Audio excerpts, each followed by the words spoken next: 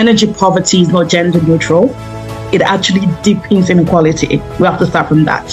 However, from a gender perspective, I have to say that limited access to energy affects girls and boys differently across education, safety, and participation. And this is something that, we see clearly on a day-to-day basis now at Wonderful Way CIC.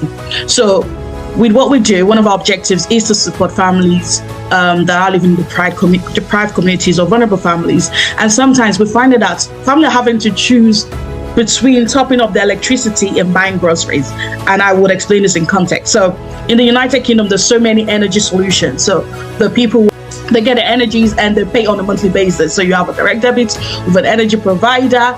And so people will tell you, actually, I just want to top up, meaning you pay as you go. You know how you have the credit in Nigeria for your phone bill, you credit maybe a T-Salad or whichever network you're using. So depending on how much you've actually top up, that's what you can use. So we have some families that cannot afford to say, just bring in the bill every month. So these kind of families that I support. So you have families saying, rather me, topping up my electricity, can I buy groceries? And how does this have a direct impact?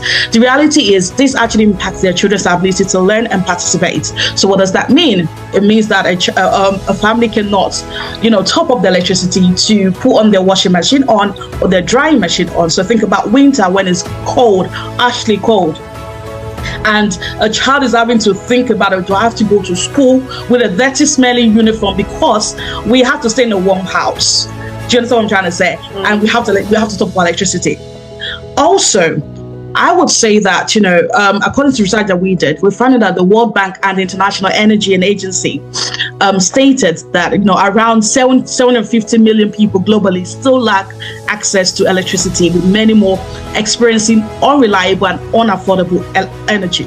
Energy inequality or poverty eats deeper than just the four walls of school. I think that's what I'm trying to say. And just to, kill that myth that it's not just in Africa that we have energy, power, solutions, issues. It happens even in the Western world.